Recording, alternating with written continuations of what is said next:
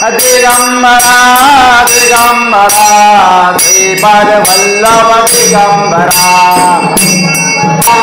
श्रीपाद वल्लभ दिगंबरा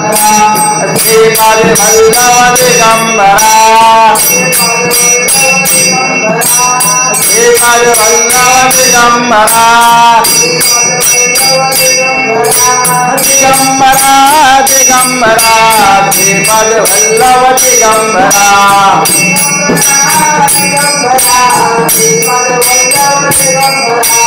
दिगंबरा दिगंबरा श्रीपाद वल्लभ दिगंबरा श्रीपाद वल्लभ दिगंबरा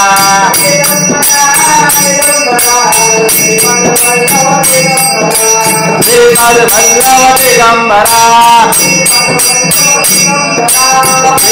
वल्लभ दिगंबरा दिगंबरा दिगंबरा श्रीपाद वल्लभ दिगंबरा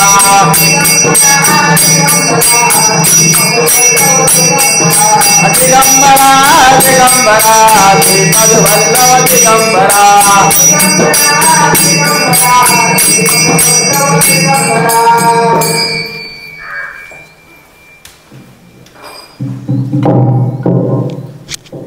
आज कोजागिरी पौर्णिमा.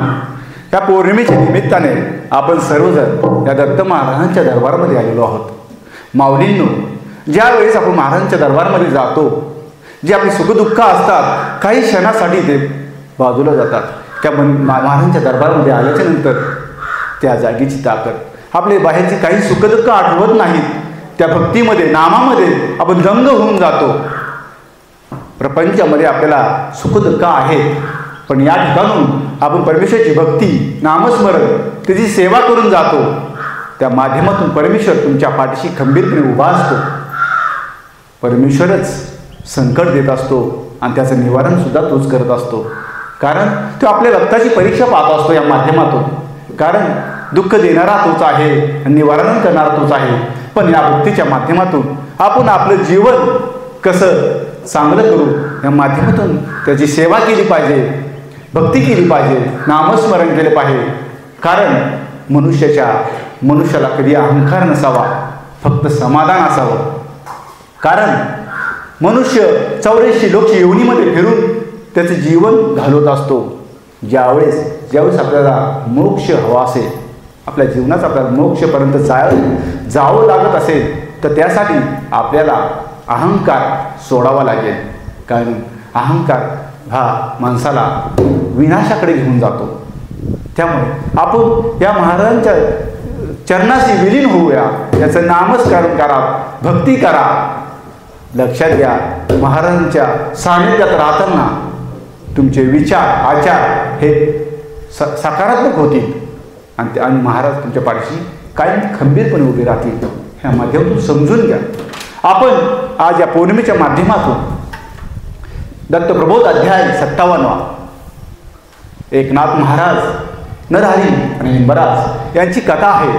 या माध्यमातून आज या पौर्णिमेच्या माध्यमातून आपण समजून घेणार आहोत. हे लक्षात घ्या. नाथ महाराजांची माहिती ही त्रिखंड गाजत होती.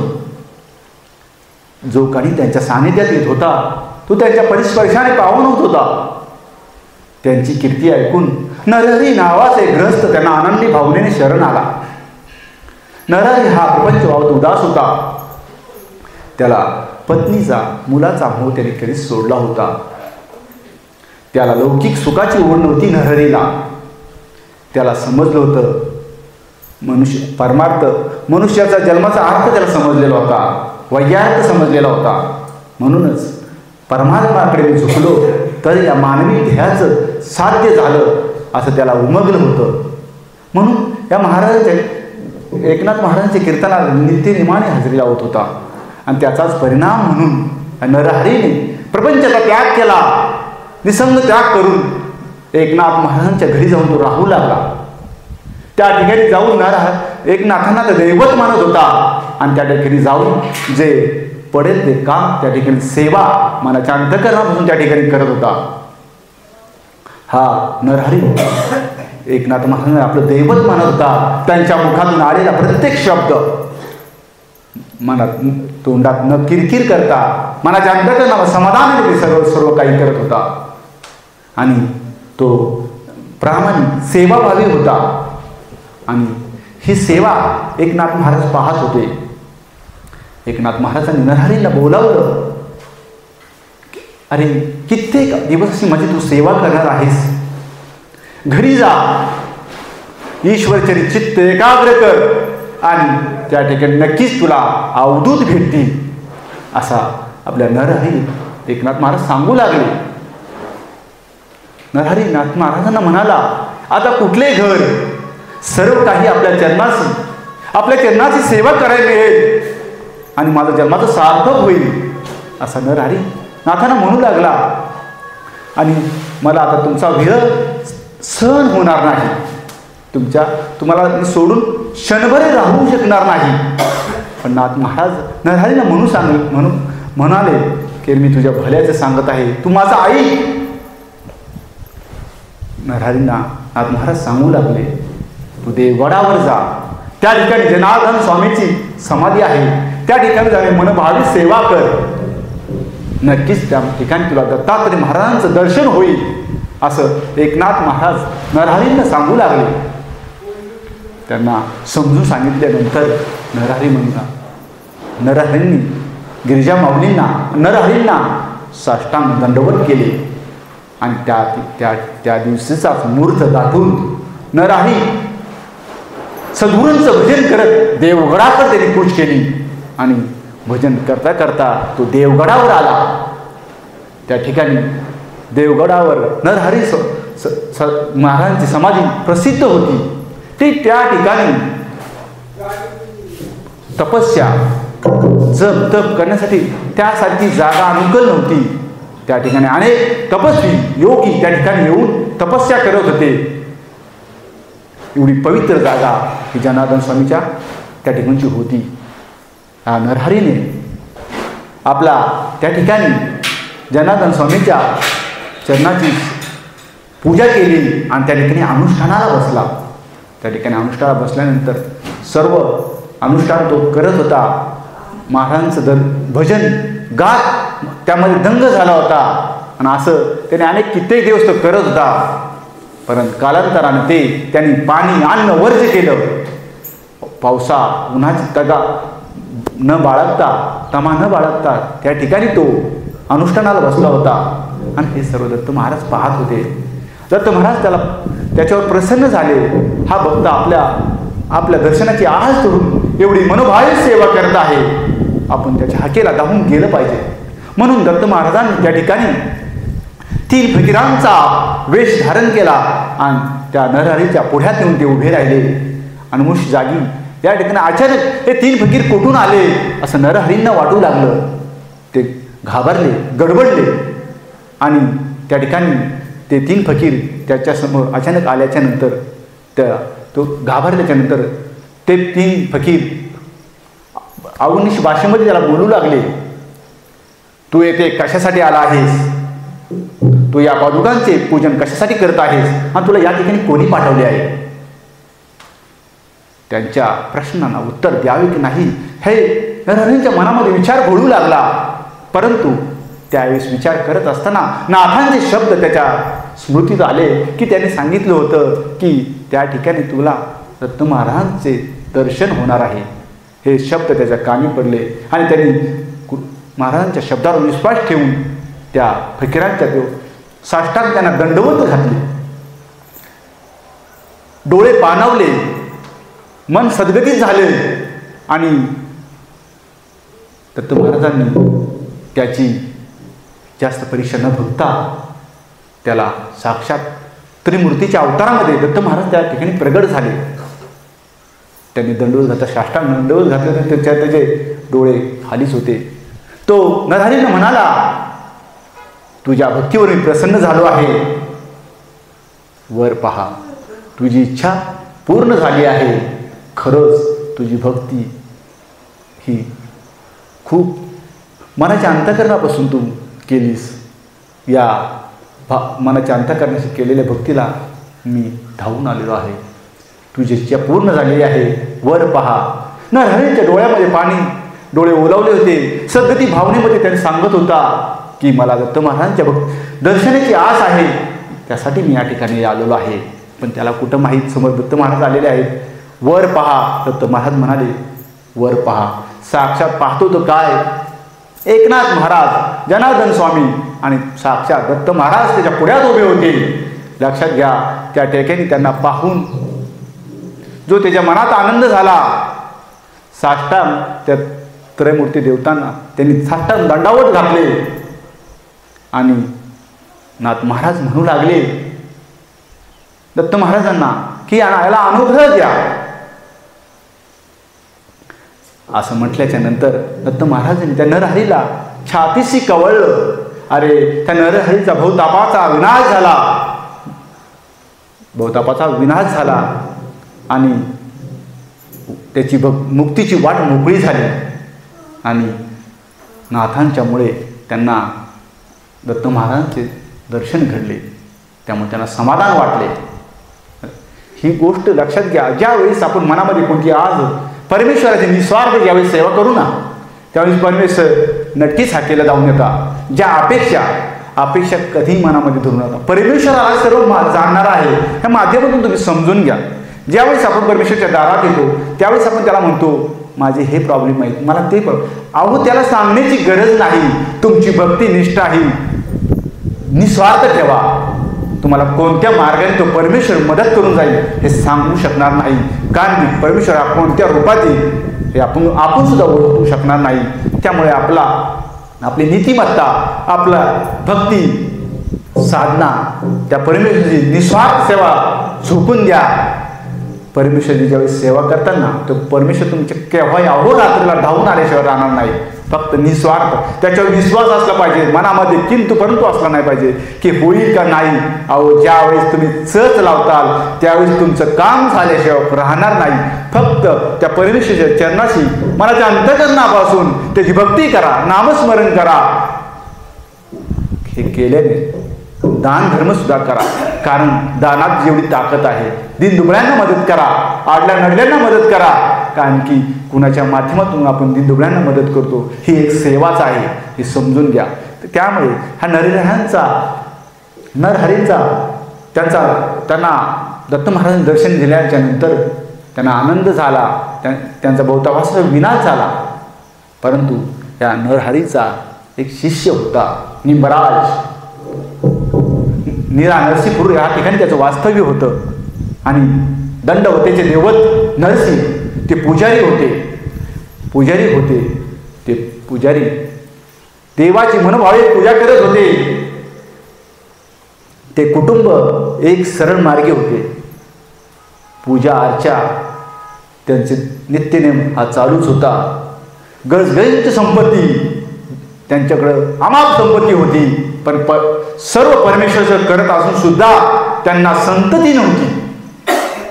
लक्षात घ्या, त्यांना संतती नव्हती. एवढं सर्व असून सुद्धा त्यांना संतती नव्हती. त्यामुळे ते ग्रस्त विचार करत होते, आपण एवढं करत सुद्धा आपल्याला संतती नाही. शेवट त्या ग्रहस्थाने त्या ठिकून पलायन केले आणि शिरूर तालुक्यात एका शंभू महादेवाच्या मंदिरात जाऊन त्या ग्रहस्थाने शिवपंचाक्षरी मंत्राचा अनुष्ठान करत तप केलं. तब्बल 12 वर्ष तप केलं आणि कडुलिंबाचा पाला खात त्यांनी तब्बल 12 वर्ष त्या ठिकाणी बिना अन्न पाणी फक्त कडुलिंबाचा पाला 12 वर्ष खात त्या ग्रहस्थाने तप केलं. एवढं अनुष्ठानाचं तप केल्याच्या नंतर उमा रमण त्याच्या स्वप्नामध्ये आले आणि त्याला म्हणाले, मी तुझ्यावर प्रसन्न झालो आहे, तुझ्या भक्तीवर प्रसन्न झालोय, तुझी इच्छा आज पूर्ण होणार आहे. तुला या ठिकाणी पुत्र प्राप्ती होणार आहे. तुझा पुत्र तेही लोकांमध्ये त्याचं नाव गाजेल, तो विष्णू भक्त होईल. असा त्याच्या स्वप्नामध्ये त्या उमारमनाने येऊन शंभू महादेवाने येऊन त्यांना सांगितलं. त्याला आनंद झाला. त्या ठिकाणी तो दुसऱ्या दिवशी सर्व उरकून गावी आला. घडलेला वृत्तांत आपल्या पत्नीला सांगितला. उमारमन असे माझ्या स्वप्नामध्ये आले, तुम्हाला पुत्र प्राप्त होईल. असा मला त्यांनी वर दिला. हा पत्नीला सुद्धा हे ऐकून आनंद झाला. लक्षात घ्या, त्या काही वेळ निघून गेला आणि उमरामानांच्या आशीर्वादाने त्या दाम्पत्यांना पुत्र झाला. आणि पुत्र झाल्याच्या नंतर त्यांना दोघांना आनंद झाला. पण या पुत्राचे नाव काय ठेवावे हा दोघांचा विचार मनामध्ये चालू झाला. हा विचार करत असताना तो गृहस्थ म्हणाला, मी तप करत असताना 12 वर्ष कडुलिंबाचा पाला खालाय आणि तो कडुलिंबच मला पावला आहे, म्हणून त्या पुत्राचं नाव निंबराज ठेवलं. त्या मुलाचं नाव निंबराज असं ठेवलं. आणि निंबराज लहानाचा मोठा झाला, वयामध्ये आला. वयामध्ये आल्याच्या नंतर त्यांनी त्यांचं लग्न लावून दिलं. आणि निंबराज हा एवढा श्रावणाप्रमाणे सेवा करत होता. श्रावणाने त्यांनी सेवा करत असताना हा निंबराचं लग्न झालं. लग्न झालं तरी परत तेच, त्यालाही पुत्र संतती नव्हती. निंबराजला संतती नव्हती. आई वडील विचार करू लागले, पहिल्या पत्नी मुली त्या बायकोला संतती नाही म्हणून त्याचं दुसरं लग्न करण्यात आलं. त्याचं निंबराचं दुसरं लग्न केलं. लक्षात घ्या, ह्या माध्यमातून समजून घ्या, परमेश्वराच्या आपण सर्व सान्निध्यात असू द्या, पण परमेश्वर जो सत्याच्या वाटावर असतो ना माऊलींनो, त्याच्याच खऱ्या परीक्षा असतात. त्यामुळे हा माध्यमातून आपण समजून घेतला. हा बोध काय आहे ते समजून घ्या. निंबराच्या दुसऱ्या पत्नीलाही मूलबाळ नव्हतं. ही चिंता निंबराजाला त्रास देत होती. आणि त्या ठिकाणी आल्याच्या त्रास दिल्याच्या नंतर निंबराज म्हणाला, हळूहळू त्यांची परिस्थिती खालवत चालली होती. तो परमेश्वराच्या मार्गामध्ये भक्ती करत होता, नामस्मरण करत असून सुद्धा त्यांची हळूहळू परिस्थिती खालवत चालली होती. अन्न पाण्याची कमतरता भासवत होती. एक वेळेस त्यांचं गळगान संपत्ती असून सुद्धा आता त्यांच्याकडे अन्नधान्याची कमतरता त्यांना भासत होती. या निंबराजाने आपल्या परिवाराच्या प्रपंचाच्या उदरनिर्वाहासाठी त्यांनी घरदार सोडलं. मूलबाळ नाही, दोन्ही पत्नींना संतती नाही म्हणून ती चिंता त्याला थोडसत होती.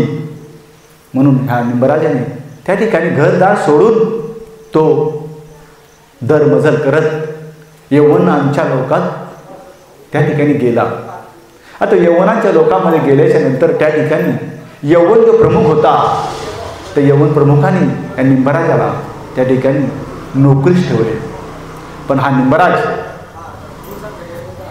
प्रामाणिक सरळ मार्गी असल्याने त्या यवन प्रमुखाचा विश्वास त्याच्यावर बसला. त्याचा विश्वास त्याने संपादन केला. संपादन केल्याच्या नंतर निंबराज परमेश्वराची लीला कशी असते पहा माऊलींनो. ज्या नगरामध्ये निंबराज राहत होता, ज्या नगरामध्ये निंबराज राहत होता, त्या नगराचं नाव होतं भावानगर. त्या भावानगरामध्ये 2 भाऊ राहत, सख्खे 2 भाऊ राहत होते. दोघांची लग्न झालेली होती, पण ते विभक्त राहत होते. त्यांचा एकमेकांशी काही संबंध नव्हता, सेपरेट राहत होती. आणि परंतु मोठ्या भावाची जी पत्नी होती ती खट्याळ होती, दुष्ट होती, कपटी होती. कारण तिचा कायम आपल्या लहान दिराच्या संपत्तीवर डोळा होता.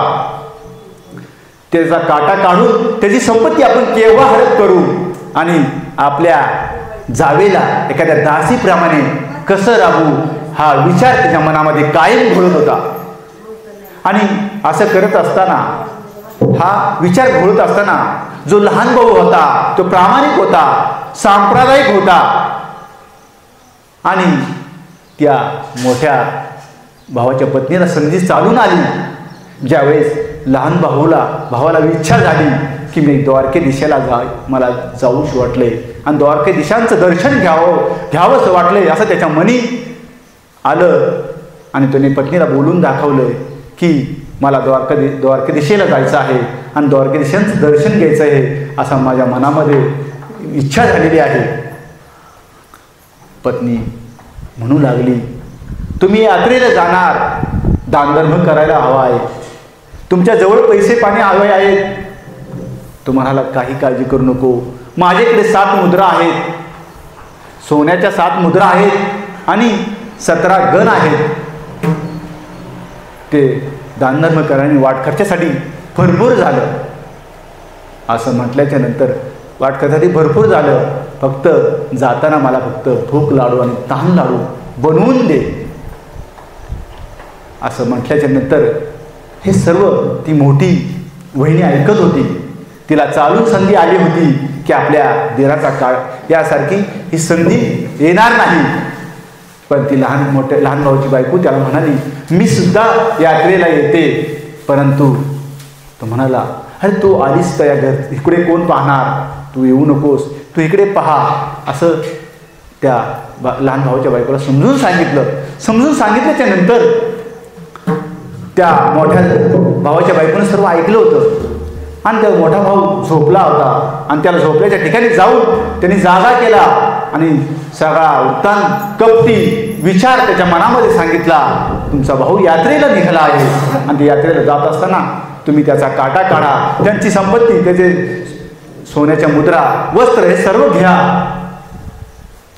असा विचार त्या मोठ्या भावाच्या बायकोनी त्याच्या मनामध्ये उतरवला. सकाळ झाली. सकाळ झाल्याच्या नंतर लहान भाऊ यात्रेला निघाला. पण रात्रीच त्या मोठ्या भावाच्या आणि पत्नीचं दोघांचं ठरलं होतं. तो बी जाण्यासाठी त्याच्याबरोबर तयार होता. त्या ठिकाणी आल्याच्या नंतर तो लहान भाऊ यात्रेला निघाला. तो मोठा भाऊ म्हणाला, मी सुद्धा यात्रेला येतो. लक्षात घ्या, ज्याच्या मनामध्ये त्याचं मन निर्मळ असतं त्याच्यामध्ये पापाचे विचार कधीच घोळत नसतात. ज्याप्रमाणे त्या लहान भावाच्या मनामध्ये मोठ्या भावाविषयी द्वेष नव्हता, त्याला काहीच माहित नव्हतं की आपल्या भावाच्या मनामध्ये काय चाललंय, ह्याचे विचार काय आहेत. हे त्याचे आपला भाऊ येतोय त्याला आनंदच वाटला. त्याला आनंद वाटला की आपला भाऊ आपल्याबरोबर यात्रेला येतोय. त्याला आनंद वाटला आणि ठीक आहे दादा, आपण दोघं सुद्धा यात्रेला जाऊ. पण मोठ्या भावाच्या मनामध्ये वेगळाच विचार होता, हे त्याला माहीत नव्हतं. त्या ठिकाणी ती दोघं त्या द्वारकाधीशेला यात्रेला निघाले. दर मजल करत अरण्यातून वाट काढत ते निघाले. जंगलामध्ये आले. एका कपारीच्या ठिकाणी आडमार्गे आले आणि या मोठ्या भावाच्या मनामध्ये आले, आता या ठिकाणी कोणी नाही, अशी संधी आपल्याला मिळणार नाही. म्हणून त्या मोठ्या भावाने आणि लहान भाऊ आपला सापा वाट काढत त्याला ध्यास लागला होता. द्वारकाधीशांचं दर्शन, हरीचं दर्शन घेण्याचा ध्यास लागला होता आणि तो सापा वाट काढत पुढे चालला होता. पण हा मोठ्या भाऊच्या मनामध्ये वेगळाच विचार असल्याने त्या ठिकाणी मोठ्या भावाने त्या बारक्या भावाच्या मस्तकीत मोठा दगडाचा प्रहार केला. तो त्या ठिकाणी जमिनीवर कोसळला. अहो, त्यांनी नुसता दगड मारूनच त्याला मारले नाही, त्याचे छोटे छोटे तुकडे केले. लहान भावाचे मोठ्या भावाने छोटे छोटे तुकडे केले आणि त्या कपारीमध्ये त्या ठिकाणी खड्डा खांदून पुरून टाकले आणि त्याचे सर्व धन संपत्ती घेऊन तो घरी आला.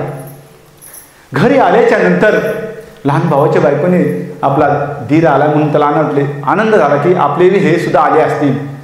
त्यांनी विचारणा केली लहान भावाच्या बायकोनी की आपल्या धीरांजवळ, तो माझ्याबरोबर नाही, वाटेमध्ये माझ्याबरोबर भांडणं करत होता, मलाच त्रास देत होता, विनाकारण आमच्या दोघांमध्ये त्या ठिकाणी वाद निर्माण होत होते. तो त्याच्या वाटेने गेला, मी माझ्या वाटेने गेलो. तो कुठे गेला हे मला माहीत नव्हतं. त्याला सर्व काही माहीत असून सुद्धा तो वेड्याचे सोडून घेत होता. परंतु लहान भावाची बायको ही चूकस होती. तिला माहिती होतं की यामध्ये काहीतरी काळबेरा आहे. म्हणून ती विचार करत राहिली. ती दोघं नवराबायकी, मोठ्या भावाची बायको आणि दोघं आनंद झाले. त्यांना त्या सोन्याच्या मोहरा मिळाले, 17 गण मिळाले, वस्त्र मिळाले आणि आता ती विधवा झाली. बारकी जाऊ विधवा झाली होती. परमेश्वराच्या मनामध्ये ज्यावेळेस परमेश्वराचा जो माणूस भक्ती करतो, नामस्मरण करतो, लक्षात घ्या त्याला साक्षात्कार होतोच. त्याच पद्धतीने जी लहान भावाची बायको होती ती रात्री झोपली होती. त्या झोपेत त्याला परमेश्वराने साक्षात दृष्टांत दिला की माझ्या पतीला कसे मारले आहे आणि कुठे मारले आहे, सर्व जागा तिच्या स्वप्नामध्ये त्याला दाखवली. परंतु तिच्या शब्दावर कोणी विश्वास ठेवणार हे बी महत्त्वाचं आहे माऊलींनो. तिने सकाळी उठल्यानंतर गावकऱ्यांनी सगळी घडलेली घटना सांगितली आणि सांगितल्याच्या नंतर गावामध्ये कुजबूज तयार झाली. परंतु त्यांच्या मनामध्ये त्या मोठ्या भावाच्या आणि त्या पत्नीच्या मनामध्ये केळबेरी शिवी दयामाया क्षमा नव्हती. परंतु त्या ठिकाणी जे निंबाराज होते, यौवनाच्या ठिकाणी सेवा करायला निंबाराज होते, त्यांनी त्यांच्या कानावर ही गोष्ट आली आणि त्या कानावर गोष्ट आल्याच्या नंतर त्यांनी या गोष्टीचा सोक्ष मोक्ष लावायचा असं ठरवलं. त्या ताईंचं त्यांनी ऐकून घेतलं, लहान भाऊच्या बायकोचं ऐकून घेतलं की काय घडला. तिने सर्व घडलेला वृत्तांत सांगितला. मग आणि असा वृत्तांत सांगितल्याच्या नंतर त्यांनी मोठ्या भावाला घेतले, त्याच्या पत्नीला घेतले आणि ज्या ठिकाणी ही घटना घडली त्या ठिकाणी त्या जंगलामध्ये त्या कपारीमध्ये त्या ठिकाणी गेले. निंबाराजांनी बरोबर 2-4 सैन्य होते. ज्या ठिकाणी ती जागा दाखवली त्या ठिकाणी खोदकाम करण्यात आलं. लक्षात घ्या, ज्या ठिकाणी त्या लहान भावाला पुरलं होतं ना, साक्षात विष्णुदेवांचं सुदर्शन चक्र त्याच्या मांसावर तुकडेवर फिरत होतं, त्याचं संरक्षण करत होतं. विष्णुदेवांचं चक्र त्या रक्तामध्ये आहे जसं राहिलं होतं, विष्णुदेवांचं चक्र त्याचं संरक्षण करत होतं. असं पाहिल्याच्या नंतर त्या बायकोला कळवळा आला. तिने आपल्या पती गेला हे तिला सहन नाही झालं. ती पतिव्रता होती, तिने सुद्धा निर्णय घेतला मी सुद्धा माझ्या पती मागे जाणार. म्हणून त्या ठिकाणी तिने देह सोडला.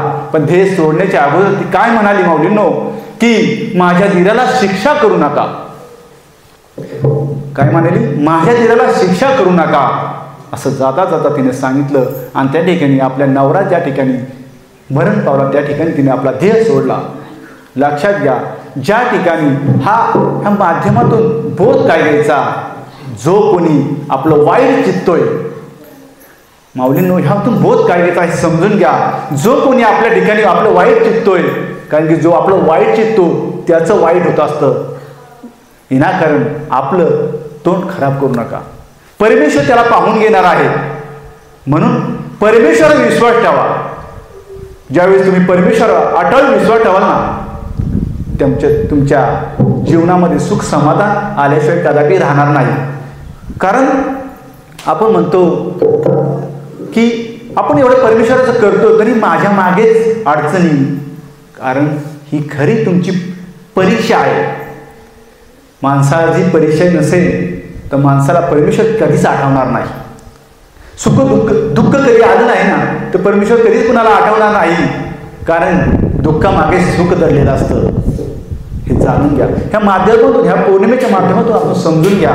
त्यामुळे या परमेश्वराची मनोभावे सेवा करा, महाराजांची सेवा करा. त्यांच्या सानिध्यात ज्यावेळेस तुम्ही असाल ना तेव्हा तुम्हाला काहीच कमी पडणार नाही.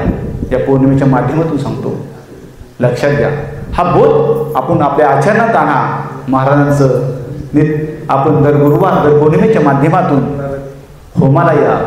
होमाच्या माध्यमातून आपली सेवा घडत असते, आरतीच्या माध्यमातून सेवा घडत असते. या ठिकाणी आल्यानंतर मनाच्या अंतर्करणापासून भजन म्हणा, परमेश्वराची सेवा करा, नामस्मरण करा. त्यामध्ये तुम्ही तल्लीन होऊन जा. तुम्हाला तुमचे सुखदुःख कधीच आठवणार नाही. कारण तुम्ही ज्यावेळेस मनापासून निस्वार्थ सेवा त्या परमेश्वराची अर्पण करता ना त्यावेळेस परमेश्वर तुमच्या पाठीशी कायम उभा असतो. हे लक्षात घ्या. या माध्यमातून समजून घ्या सगळ्यांनी. आता आपण श्री क्षेत्र दत्त मंदिर सायमाळ या ठिकाणी आपल्या एकमुखी दत्त महाराज आणि तिन्हीमुखी दत्त महाराज यांचं गाभाऱ्याचं काम चालू आहे. सागवाडी गाभारे, तीनमुखी दत्त महाराज यांचे प्रभाव आणि एकमुखी दत्त महाराज यांचा देव्हारा सागवानामध्ये त्याचं काम चालू आहे. लक्षात घ्या, ज्या कोणी भाविकांची या परमेश्वराला दान करणे आपण एवढे मोठे नाही माऊलीनो, परंतु आपल्या माध्यमातून या दानाच्या माध्यमातून आपल्याला जी सेवा करण्याची संधी मिळत असते. जो जे त्याच्या परीने ती सेवा करत असतो. ज्यांना या कामासाठी सेवेसाठी दान द्यायचं असेल त्या सर्वांनी अवश्य द्या. कुणाला जबरदस्ती नाही, फोर्स नाही. मनापासून ज्यांना द्यावे वाटत असेल त्यांनी अवश्य द्या आणि ह्या सेवेची संधीचा फायदा करून घ्या. कारण की जीवनात आपण जितकं देतो ना त्याच्या डबल परमेश्वर आपल्या दिल्याशिवाय राहत नाही. परंतु देण्यामागे इच्छा ठेवू नका. ज्यावेळी जी इच्छा ठेवतो त्याचं दान केल्याचा फायदा नसतो. कारण की निस्वार्थ द्या, परमेश्वर देणारा आहे. फक्त निस्वार्थ असं दान करा, त्यावर तुम्हाला दिल्याशिवाय तो कदापि राहणार नाही. हे लक्षात घ्या माध्यमातून. आणि या दानासाठी पुन्हा भाविकांना जबरदस्ती नाही, फोर्स नाही, हे लक्षात घ्या या माध्यमातून. आज कोजागिरी पौर्णिमा आहे. या कोजागिरीच्या पौर्णिमेचे अन्नदान आपले केवळ गावचे उद्योजक श्री विकास दिनकर चंदनशिव राहणार केवळ तालुका भोर जिल्हा पुणे यांनी या कोजागिरी पौर्णिमेचे अन्नदान केलेलं आहे. या कोजागिरी पौर्णिमेचे त्यांनी अन्नदान केलेलं आहे. लक्षात घ्या. श्रीपाद वल्लभ श्री गुरुदेव दत्त, श्रीपाद वल्लभ श्री गुरुदेव दत्त, श्रीपाद वल्लभ श्री गुरुदेव दत्त. युवा उद्योजक श्री विकास दिनकर चंदनशिव यांनी या पौर्णिमेचे अन्नदान केलेलं आहे. तरी दत्त महाराज त्यांना आणि त्यांच्या कुटुंबियांना सुखी आणि समाधानी ठेवू असं मी सर्वांनी टाळेवरून आशीर्वाद त्यांना द्यायचा आहे. लक्षात घ्या. श्रीपाद वल्लभ श्री गुरुदेव दत्त, श्रीपाद वल्लभ श्री गुरुदेव दत्त, श्रीपाद वल्लभ श्री गुरुदेव दत्त.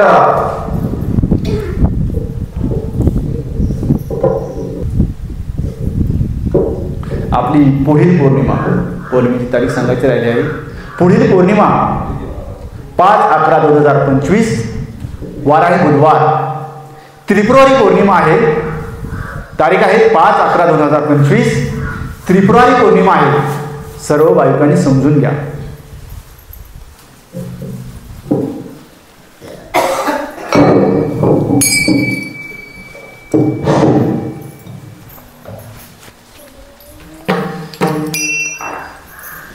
जय जय गुरुदेव दत्तात्रेय अनुसये सुता.